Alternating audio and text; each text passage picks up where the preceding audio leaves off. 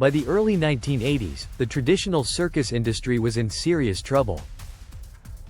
Attendance was declining. Operating costs were rising. Animal welfare concerns were generating negative press. Children were increasingly drawn to video games and television. The industry's economics were deteriorating, and most analysts looked at the circus business and saw a declining category with no structural solution. The conventional strategic response would have been to compete harder. Cut costs. Run more shows. Book bigger stars. Offer lower ticket prices. Fight for a shrinking pool of customers. Cirque du Soleil did none of these things. Instead, they asked a fundamentally different question. Rather than asking how to win against other circuses, they asked, what if we created something that nobody has ever built before? They eliminated the elements that defined the traditional circus, the animals, the three rings, the classic clown acts. And they created something entirely new, a fusion of circus arts and high-end theater that attracted adult audiences who had never attended a circus in their lives, and who were willing to pay 3 to 5 times the price of a traditional circus ticket for the experience. Cirque du Soleil did not compete in the circus industry. They created a new industry. And in doing so, they made the competition irrelevant. This is the central proposition of Blue Ocean Strategy, the framework developed by Professors W. Chan Kim and Renee Mauborgne, published in 2005, based on 15 years of research studying 150 strategic moves across 30 industries over 100 years. Welcome to The Catalyst. This is episode 19. Today we cover Blue Ocean Strategy, the Red Ocean versus Blue Ocean distinction, the core principle of value innovation, the ERRC grid for creating new market space, and the strategic moves that separated the Blue Ocean companies from those still fighting in red waters. Kim and Mauborgne use the ocean metaphor to describe two fundamentally different competitive conditions. Red oceans are existing markets. All the industries you recognize: automotive, banking, consumer electronics, retail, airline travel. In red oceans, the rules of competition are known. The industry boundaries are established. Companies compete for the same pool of customers.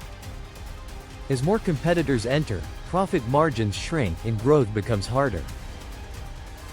Competition is intense, and the competitive intensity is itself what makes the water red. Blue oceans are market spaces that do not yet exist, or that have been created by a company that refused to accept the existing industry boundaries as immutable.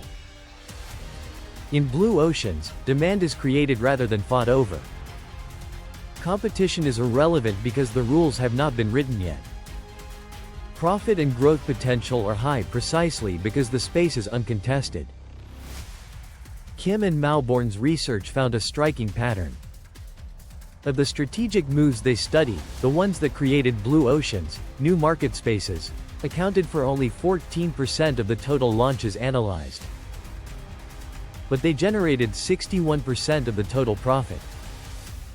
The competitive intensity of red oceans, combined with the disproportionate returns available in blue oceans, makes a compelling case for a strategic orientation that asks not just how to compete, but whether to compete at all. The foundational concept in Blue Ocean Strategy is what Kim and Mauborgne call value innovation.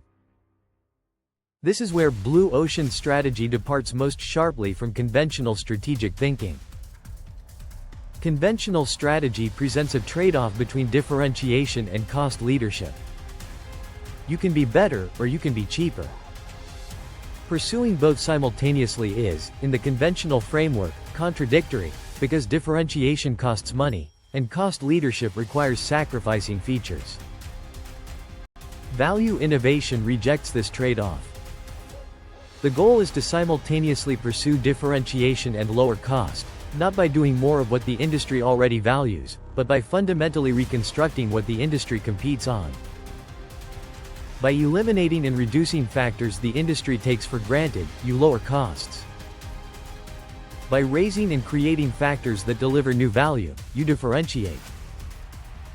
The result is a new value curve that serves customers neither the expensive premium product nor the budget compromise, but something genuinely new. Nintendo Wii is the defining modern example. In the mid-2000s, Sony and Microsoft were locked in a red ocean arms race. More processing power, better graphics, more sophisticated controllers. Nintendo, competing in this red ocean, was losing. So they stopped competing in it. They eliminated cutting-edge graphics and high-end hardware. They reduced game complexity. They raised accessibility and physical engagement. They created motion controls and a social gaming experience that nobody had offered before. The Wii was not a better version of what Sony and Microsoft were making. It was something the existing customer analysis would never have predicted the market wanted, and it sold over 100 million units. The practical tool at the heart of Blue Ocean's strategy is the ERRC grid: eliminate, reduce, raise, create. It is a structured way to challenge every assumption about what your industry competes on and to identify where the new value curve can be built. Eliminate asks, which factors that the industry has long competed on should be removed entirely? These are typically factors that have become so standard that nobody questions them, but that cost money and deliver diminishing returns to customers who have come to take them for granted. Cirque du Soleil eliminated animals, star performers, and multiple arenas. These had been definitional features of the circus for a century. Eliminating them was not a cost-cutting measure. It was a strategic redefinition of what the product was. Reduce asks, which factors should be reduced well below the industry standard, without eliminating them entirely? These are typically areas where the industry over-delivers relative to what customers actually value, investments that add cost without adding proportionate value.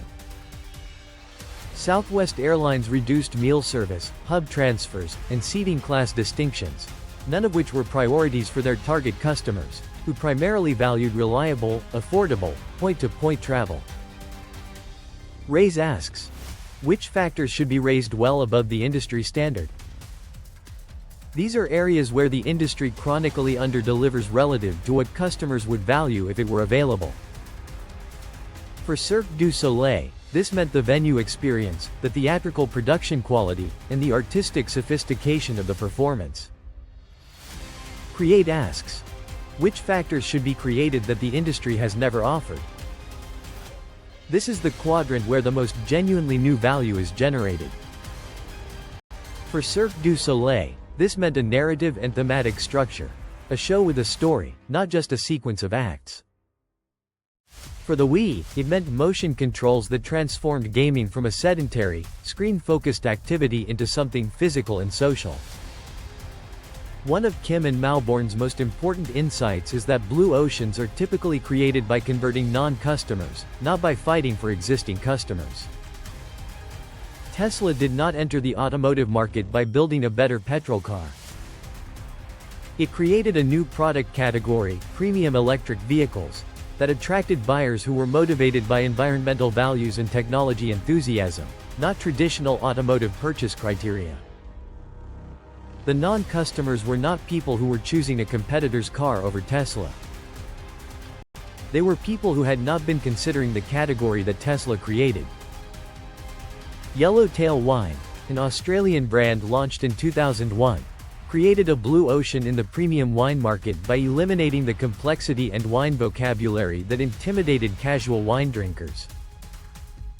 By simplifying the choice, the labeling, and the flavor profile, Yellowtail attracted millions of customers who had previously bought beer or spirits because wine felt inaccessible. They did not steal market share from Bordeaux or Burgundy.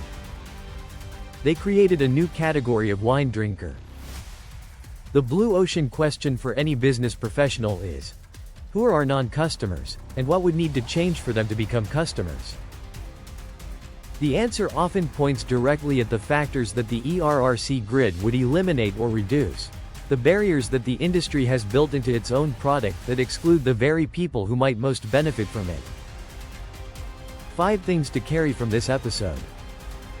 1. Competing harder in a shrinking market is a strategy with a ceiling. Red ocean thinking assumes the market is fixed and battles are won by taking share. Blue ocean thinking asks whether the market itself can be redefined. 2. Value innovation breaks the trade-off between differentiation and cost. It is not about doing everything better. It is about eliminating and reducing what the industry overvalues, while raising and creating what customers actually want. 3. The ERRC grid is the most practical tool in the Blue Ocean Toolkit. 4 questions applied systematically to every element of your product, service, or business model can reveal where the new value curve lies. 4. Blue oceans are created from non-customers, not from existing ones. The most transformative growth opportunities often lie in the people your industry currently ignores or excludes. Understanding why they are not your customers is more strategically valuable than optimizing for the customers you already have. 5. Your action. Identify one non-customer group for your product or service. People who should logically be your customers but are not. What is preventing them from engaging? Apply the eliminate question to that barrier. The answer may be your blue ocean. Coming up on episode 20 of The Catalyst, we look at the forces that shape every industry's profitability. Porter's 5 forces. The framework from Harvard's Michael Porter that maps the competitive dynamics of any industry through 5 structural forces, and tells you whether the industry you are in is structurally attractive or structurally dangerous. Stay tuned.